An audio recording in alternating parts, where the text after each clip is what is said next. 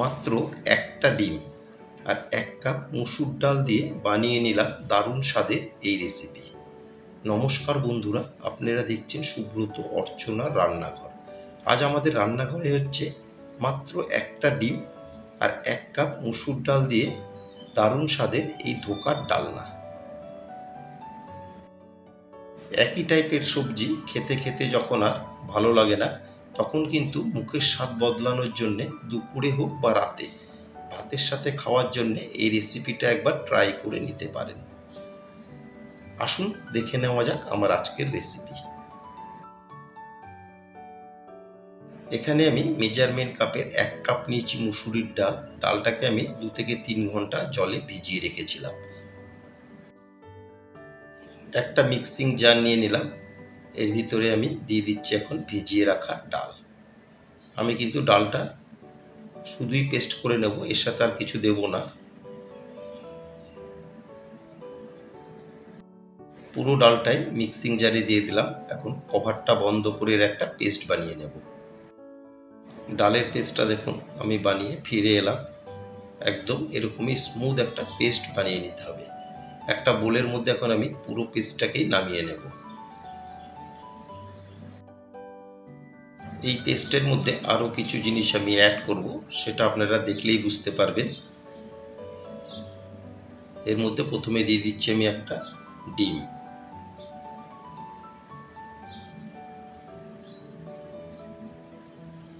আর দিয়ে দিচ্ছি 1/2 টেবিল চামচ নুন,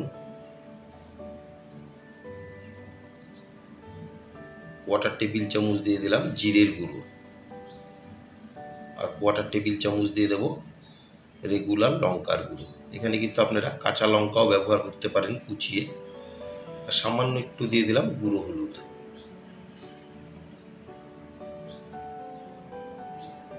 আর 1 টেবিল চামচ আদা আর রসুনের পেস্ট। আমি কিন্তু ডালটা বাটার সময় আদা রসুন দিয়ে বাটিনি, শুধু ডালটাই বেটে নিয়েছিলাম। এখন সমস্ত কিছুকে খুব ভালো মতন ডালের সাথে মিশিয়ে নেব। এটা কিন্তু এইভাবে দুইভাবে মিশিয়ে নিতে হবে, একবার ক্লকওয়াইজ একবার অ্যান্টি ক্লকওয়াইজ। এইভাবে ঘুরিয়ে খুব ভালো মতন আমি ডালের সাথে সমস্ত কিছুকে মিশিয়ে নিয়েছি। এখন এই মিশ্রণকে 10 মিনিটের জন্য রেস্টে রেখে দেব। 10 মিনিট পর আমি ফিরে এলাম। গ্যাসের ফ্লেম অন করে একটা ফ্রাই প্যান গরম করে এতে দিয়ে দিলাম 2 টেবিল চামচ সর্ষের তেল। গ্যাসের ফ্লেম মিডিয়ামে রেখে তেলকে বেশ ভালো মতন গরম করে নিয়েছি এবং ফ্রাই প্যানের চারিদিকে তেলকে মিশিয়ে নিয়ে এখন দিয়ে দিলাম ডালের ব্যাটার।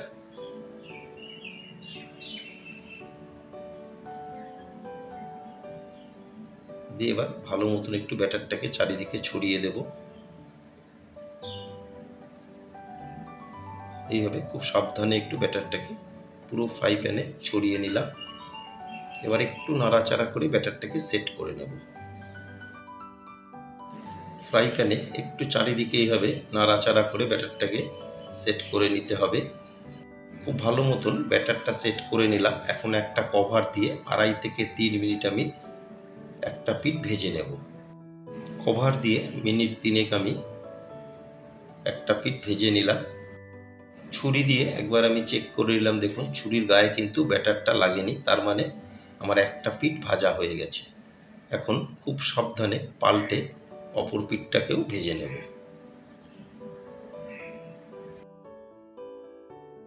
এখন আর কভার দেওয়ার কোনো দরকার নেই, কভার ছাড়াই কিন্তু আমি এরকম অপর পিঠটাকে ভেজে নিচ্ছি।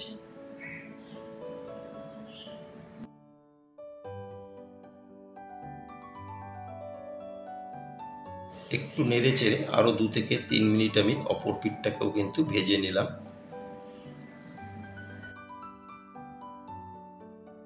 দুটো পিঠই আমার ভাজা হয়ে গেল। এখন একটা প্লেটে তুলে নিচ্ছি। মিনিট 10 নর্মাল টেম্পারেচারে রেখে আমি এটাকে ঠান্ডা করে নিয়েছি। এখন একটা ছুরি দিয়ে এরকম পিস পিস করে কেটে নেব। এটা কিন্তু সবসময় ঠান্ডা করেই কাটতে হবে, গরম অবস্থায় কাটতে গেলে কিন্তু ভেঙে যেতে পারে। আর আমার নতুন বন্ধুদের কাছে রিকোয়েস্ট, যারা আমার চ্যানেলটি এখনও সাবস্ক্রাইব করেননি তারা অবশ্যই সাবস্ক্রাইব করে আমার পাশে থাকবেন আর পাশে থাকা বেল আইকনটি প্রেস করে রাখবেন। যখনই আমি নতুন কোনো ভিডিও আপলোড করব, সবার আগে নোটিফিকেশান আপনাদের কাছে পৌঁছে যাবে। এইভাবে দেখুন আমি পুরোটাকেই পিস পিস করে কেটে নিলাম। যেই ফ্রাই প্যানে আমি ধোকাটা বানিয়েছিলাম, সেই ফ্রাই প্যানে আরও 2 টেবিল চামচ দিয়ে দিলাম সর্ষের তেল। তেলকে বেশ ভালো মতন গরম করে এখন ফোড়নে দিয়ে দিলাম 1/2 টেবিল চামচ গোটা জিরে, দিয়ে 20 থেকে 25 সেকেন্ড একটু জিরেকে নেড়ে চেড়ে ভেজে নেব। 20 থেকে 25 সেকেন্ড নেড়ে চেড়ে ফোড়নকে ভালো মতন ভেজে নিয়ে এখন দিয়ে দিচ্ছি আমি এখানে 2টো মিডিয়াম সাইজের পেঁয়াজের পেস্ট। দিয়ে পেস্টকেও আমি আরও 2 থেকে 2.5 মিনিট কষিয়ে নেব, যতক্ষণ না পেঁয়াজের কাঁচা গন্ধটা যাচ্ছে। গ্যাসের ফ্লেম মিডিয়ামে রেখে মিনিট 2 পেঁয়াজের পেস্টকে কষিয়ে নিলাম। এখন এর মধ্যে দিয়ে দিচ্ছি আমি 1 টেবিল চামচ আদা রসুনের পেস্ট। দিয়ে আদা রসুনের পেস্টকেও ভালো মতন কষিয়ে নেব, যতক্ষণ না পর্যন্ত আদা রসুনের কাঁচা গন্ধটা যাচ্ছে। আদা রসুনের পেস্টকেও বেশ ভালো মতন কষিয়ে নিয়েছি, আদা রসুনের কাঁচা গন্ধটা চলে গেছে। এখন এর মধ্যে দিয়ে দিচ্ছি আমি 3 থেকে 4 টেবিল চামচ টমেটো সস। আমি এখানে টমেটো সস ব্যবহার করছি, আপনারা কিন্তু টমেটো সসের জায়গায় টমেটো পেস্টও ব্যবহার করতে পারেন। দিয়ে এবার টমেটো সসকেও খুব ভালো মতন মিশিয়ে নেব। টমেটোর পেস্ট দিয়ে আরও 2 থেকে 2.5 মিনিট টমেটোর পেস্টকেও ভালো মতন কষিয়ে নিয়েছি। এখন এর মধ্যে দিয়ে দিচ্ছি আমি কিছু গুঁড়ো মশলা। প্রথমে দিয়ে দিলাম 1/2 টেবিল চামচ নুন।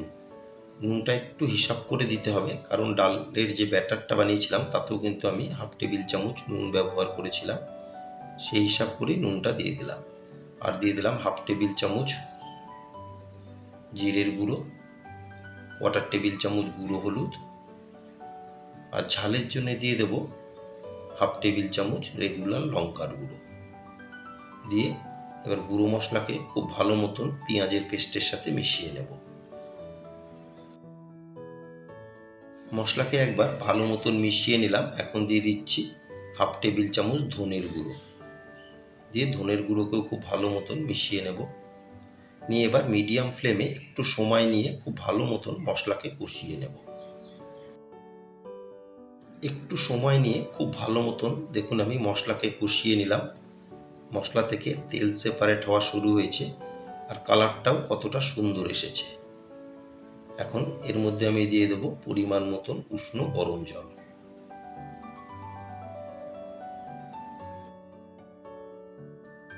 এই রেসিপিতে জলের পরিমাণটা কিন্তু একটু বেশি দিতে হবে, কারণ যেহেতু আমি ধোকাটা যখনই দেব তখনই কিন্তু অনেকটা গ্রেভি টেনে নেবে। জলের সাথে সমস্ত মশলাকে খুব ভালো মতন মিশিয়ে নিয়েছি। এখন একটা কভার দিয়ে 8 থেকে 10 মিনিট ফুটিয়ে নেব। কভার দিয়ে মিনিট 10 আমি গ্রেভিকে ফুটিয়ে নিলাম। দেখুন গ্রেভি কিন্তু একদম রেডি হয়ে গেছে, উপর থেকে তেল মশলাটা সুন্দর ভেসে উঠেছে। এখন একবার ভালো মতন মিশিয়ে দিয়ে দিচ্ছি কেটে রাখা ধোকা। ধোকা দিয়ে কিন্তু খুব বেশিক্ষণ আর রান্না করব না, 5 থেকে 6 মিনিট গ্রেভির সাথে ফুটিয়ে নিলেই তৈরি হয়ে যাবে।